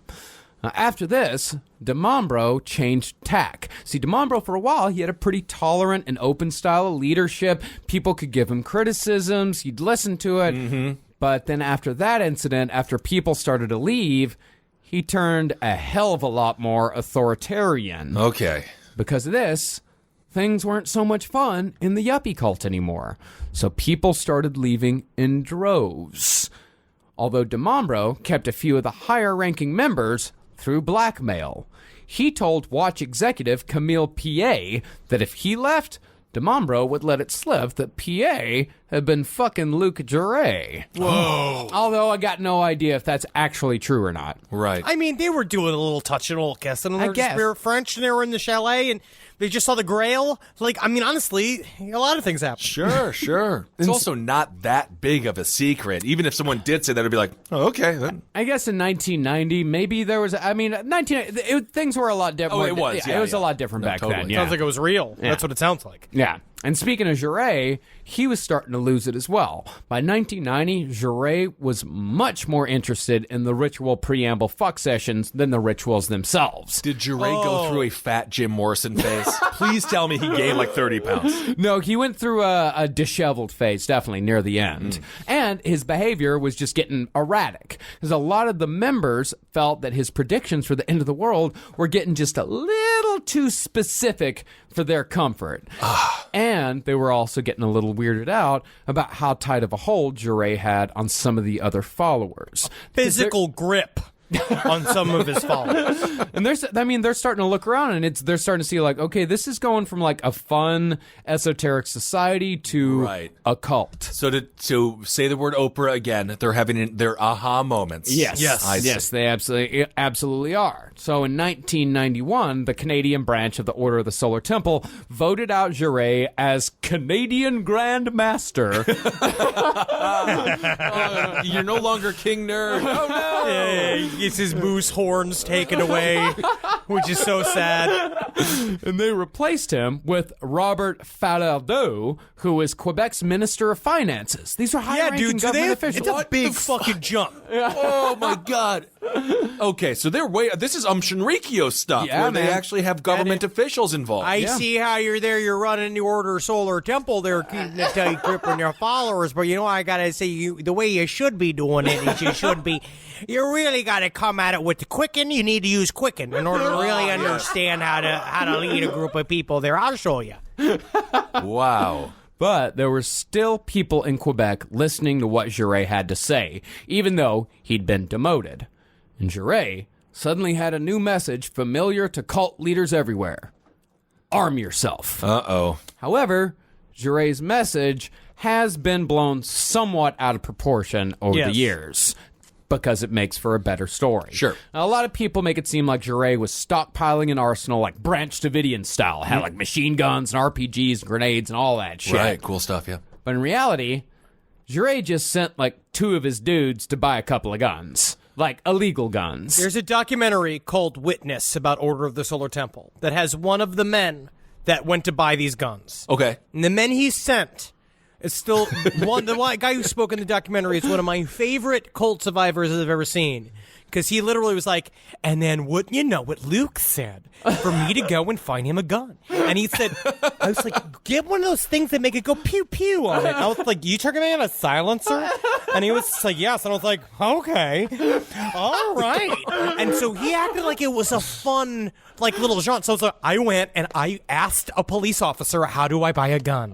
He just straight up asked he just asked people how to buy guns. And he just happened to be speaking to an undercover police officer who's like, all right, I hope you get a gun. He's like, ooh, yes, this is easier than I thought. If Christopher Guest directed this entire thing, it could be really fun and hilarious. Yeah, this guy's Christopher Guest character in Waiting for Guffman. Okay, pretty much. great. And he's going to try to buy an illegal gun.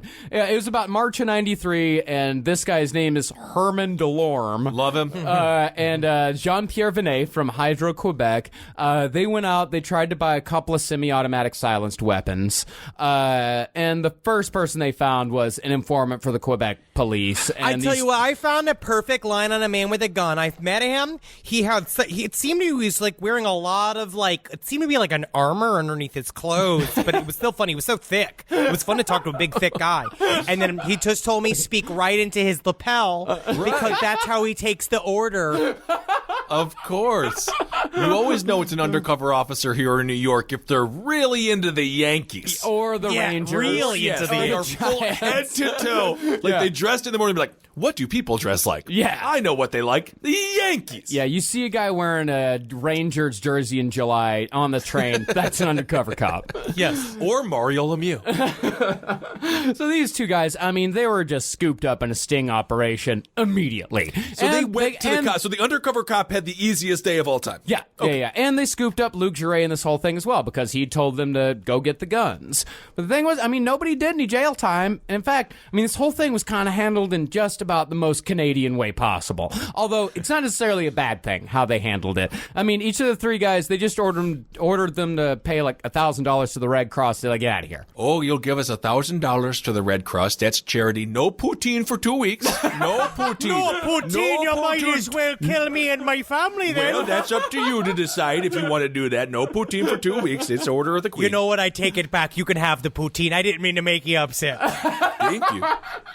Afterward, Vinay, he got fired from Hydro-Quebec, while Delorme, he got spooked after that. He just left the group completely, just in the nick of time. And as we said, now speaks candidly in documentaries about his time in the Order like it was just a lark of his life. Wouldn't That you know was the craziest summer I've ever experienced, and I did tour with Scorpions for a little while. I followed them around. So, yeah, I had a couple of fun summers. Scorpion, not bad. No, they asked him about like the final days of the call. He's like, you know what? I'm not sure if I would have like killed myself, but I might have killed someone else. I might have done it. I might have done it. I don't know. Like I have to think about it for a second, but I might have killed someone else. Yep, that's when you like when you're sitting at the bar, you just try to find like an empty spot to stare where you're just like, oh, okay.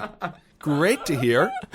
Because of this incident, with all of the guns and everything, investigators started looking deeper into the Order of the Solar Temple because they thought that there was a possibility that these guys were involved with a very real terrorist group called Q-37, who had just threatened to kill Quebec's public security minister, Claude Ryan. Which I do believe Juret wanted to happen. He wanted connections to these other terrorist groups. You remember, Juret came from all of this world of right-wing thought as well. Like, all it kind of was like, he was a part of these very intense reactionary groups before this. So I think he liked the mystery of all this, and it allowed the idea of persecution and what is a cult love more than to be hated. Because then it gives them a reason to exist. You imagine him trying to entertain a gang?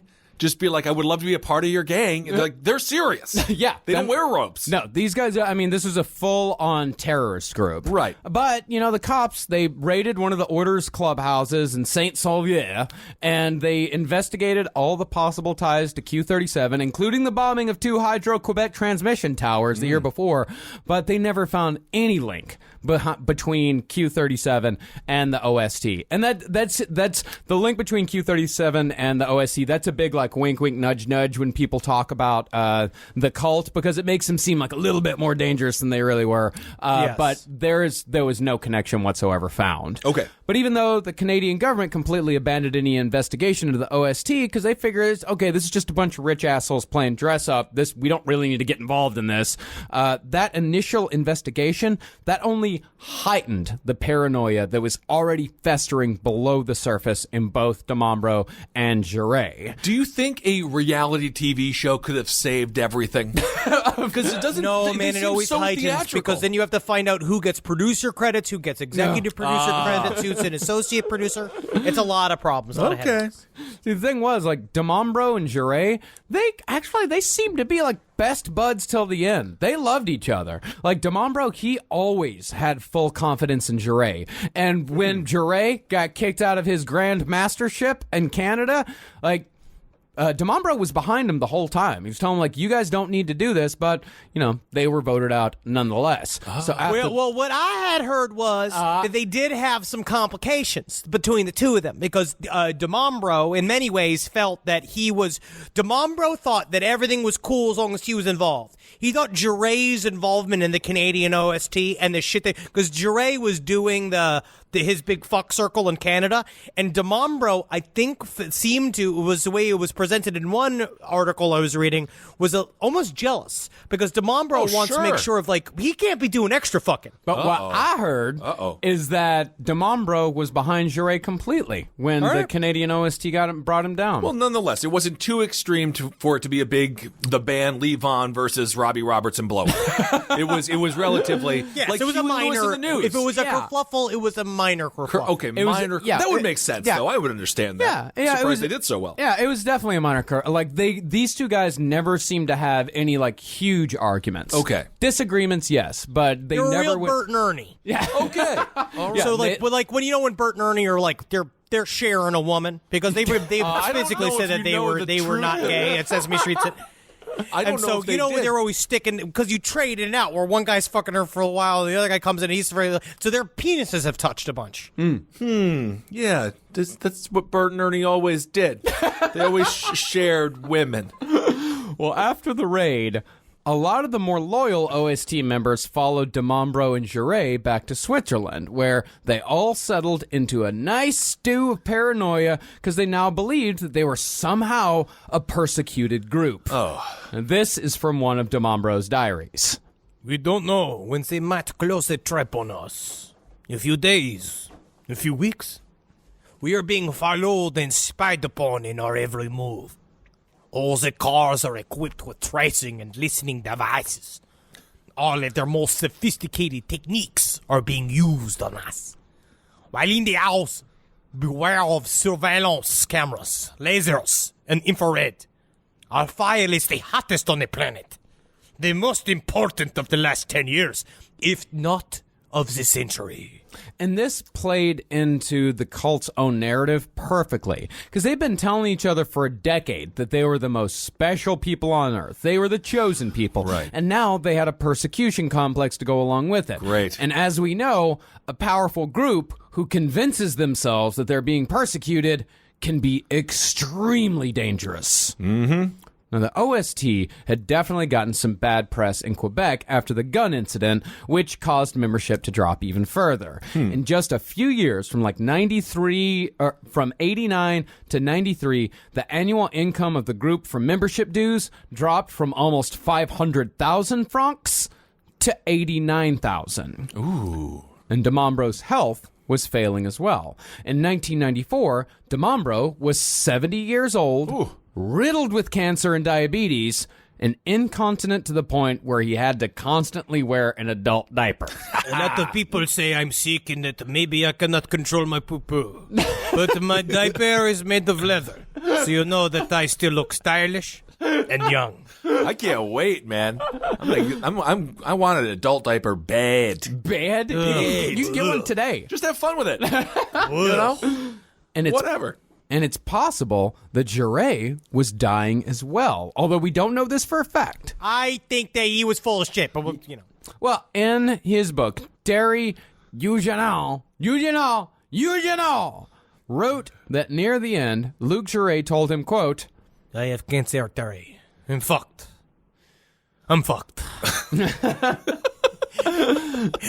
So, it seems like these guys had two choices, if you believe that Jure was dying. One, they could see their secret society fade further and further into obscurity until they both died of their respective diseases and their order died with them. Mm-hmm. Or they could put their money where their mouth was and they could make transit a reality. You gotta spend money to make money. Because after these all, guys, they have nothing to lose. Yeah, exactly. If they're both dying, then what do they really have to lose? And furthermore, there's the paradox of the secret society. Really, a secret society has no point unless people know that it exists. Right. Well, it can't be cool. Yeah. It's not cool if it's not an open secret, that your society is secret. Yeah, it's like it's kind of actually a part of the yuppie mindset. It's like you let the hoi polloi know just enough about your secret society where they know it exists, but you also let them know that they'll never be a part of it and they'll never know all of its secrets. It's like the same principle as Skull and Bones at Yale. Right. Like first class on a plane. It's first class on a plane where you got the little curtain, which Right. it doesn't cover everything, but you're like, what's on those trays? Oh, what are they? Oh, they're getting cocktails? Oh, they have their own bathroom. Well, I gotta What is it say, really like? whenever we get fortunate enough to occasionally sit first class, whatever those fancy people are eating, you're closer to the bathroom than anyone else. You can't get away from the bathroom. So someone goes in there and fucking lets you know The they've food been seems to eating. move faster through my system on a plane. So I actually like being closer to the bathroom, so as soon as it's ready to be shit, boom. Yeah. My goodness gracious. And by the way, all they give people, hot towels. And I don't even know what do you do with it? You wash your A face hot with towel. it. A hot towel is it's refreshing. It's not refreshing. It's a warm, disease. You don't deserve these. You don't deserve don't these want pleasures. You don't deserve them. This is All the right, problem. all right. Okay. All right. Back to the War of the Solar Temple. Fine. If you all remember, 1994 was a busy year for cults. That was the same year that the Branch Davidians died in a storm of fire and bullets in Waco, Texas. And it seems like this tragedy threw a bit of a turd into Jure and DeMombro's punch bowl. Could you not say turd around me? I'm wearing an adult diaper and I am actually full of turds. I sympathy shit every single time I hear somebody talk about it. For proof, this here is an exchange between DeMombro and Jure that was caught on tape in March of 1994. People have beaten us to the punch, you know. Well, yeah, but Waco beat us to the punch. In my opinion, we should have gone 6 months before them. But what we'll do will be even more spectacular. So they were like, so basically Waco was Michael Jackson and OST was Farrah Fawcett. Is that what happened? Because Farrah Fawcett really was like, I am dying and I want the cameras to be there. She And then wanted it. She wanted it so bad. And then Michael was just like, by the way, I'll take one final headline away from you. Yeah, and that's well, like Waco really pissed them off because it stole their thunder. They got scooped. That is ridiculous. Yeah. Okay. And that's the thing is that, like, when you listen to some of DeMombro's other recordings at the end of his life, I mean, the man talks like he's taking notes from the Jonestown death tape. I mean, here's an example of one of his recordings, read by Henry. We are rejected by the whole world. First by the people. The people can no longer withstand us. And our earth, fortunately, she rejects us. How would we live otherwise? We also reject this planet. We wait for the day we can leave. Life for me is intolerable. Intolerable. I can't go on. Would have helped if they had a pet monkey. You know, give him you need a Mr. Muggs. Yeah, I mean, I listen to that shit. I mean, it could be, I mean, that whole shit could be copy and pasted right into Jim Jones's laughs. Like Right. that. Yes. Laugh is intolerable. Intolerable. We need to shed this life. Yeah. It's the same thing because, or what did we learn again last time? The suicide of the cult leader. You're killing the brain. Yeah. Which kills the snake. That's what we're doing here. That's what happens is that as soon as he decides we're all in the head of the cult leader, when he's out, you're out. But at Yeah. least in Jonestown, obviously it's horrible what happened, but at least they weren't living in a nice city with money. Yeah. They were, you know, it was difficult. Well, I think, I mean, it's possible that Jure was not dying. I mean, there's a ton of different possibilities as far as what happened here. I mean, it's possible. I mean, we know that DeMombro was definitely dying. Okay. Like, we know he had cancer. We know he had diabetes. He was incontinent. And, you know, and some people think that the reason why DeMombro pulled the cord on everything was because he couldn't stand to see anybody else in charge of it. If the cult moved on after DeMombro died, then somebody else was going to be in charge, and he couldn't stand the thought of anyone else being in charge. Okay. Now, all the OST needed now that they decided to end it was a spark to set the fire, and they got it in a surprisingly innocuous way. They got it when special effects man Tony Dutoit named his child. And that is where we'll pick back up next time to see how that one small event led to the deaths of 74 people and the conclusion of the Order of the Solar Temple. All right. There Yeah, it dude. is. Next week, it's going to get real fucking violent. Yes. This is when it all comes crashing down, and we see this group of nerds with their space gods and their swords. I guess make it to the big leagues. I don't know what you'd say the term is. I don't know either. Be careful who you follow. Don't trust any of these people. You don't need them. Except for me. Yeah, Trust me. Yeah, except for you, Henry. That's a good message. Do you really? Yeah, Honestly, do you want the responsibility of having a cult? Nah, I don't like paperwork. I need to have other people doing all the leases and all of the build up of the sermons and stuff, and then I do all the showman stuff. Sure. It seems like a colossal pain in the ass in a lot of ways. Yeah. All right, everyone. Thank you so much for listening. We are excited to see everyone in Indianapolis, and then we'll see you in Chicago on Saturday. Yeah. Which will be Chicago. wonderful. Well, by the time this comes out, we've already done Indianapolis. Thank you again for the fan who gave me $1 million after the show. Oh, man. Six Flags on us. 6 Flags on us. 6 Flags, man. We're going to 6 Flags. You should be so lucky. We're going to have such a nice time. Yeah, and by the way, if you do want to claim 6 Flags on us, if you want to give to our Patreon, all we need is a minimum commitment of 66.6 months. That's it. At $15,000 a month. That's to it. be paid in one lump sum, and you'll get in return 6 Flags on us. We'll go to 6 Flags and we'll pay for the whole trip ourselves. Wow. We'll take the whole thing. Or give us $10 so you can get the show ad free. Yeah. Yes, dude. Thank you. Or $5 to get bonus content. Any of those things would be great. But more importantly, 6 Flags on us. And that's it. It is just 66.6 months of $15,000 at a go. That's it. It's easy. It's so easy. Even a billionaire could do it. Okay, everyone. But seriously, thank you all so much for giving to our Patreon. We really appreciate you. Without you, none of this is possible. And Henry and I always have a great interview series on there. So make sure you check that out. Let's see. Anything else that we have? Is there any business that we need to tell people about? We got Chicago coming up. That's going to be our last show for the year. Yeah. So that'll be very exciting. Our stream is back on Tuesdays. Yeah. So make sure you check that out on Adult Full Swim. on back. We're having a good ass time. Excited to be back doing the stream. AdultSwim.com/streams. Yep. We're taping our special. It's going to be for sale in, I believe, December. I'm not sure when we're going to get it done.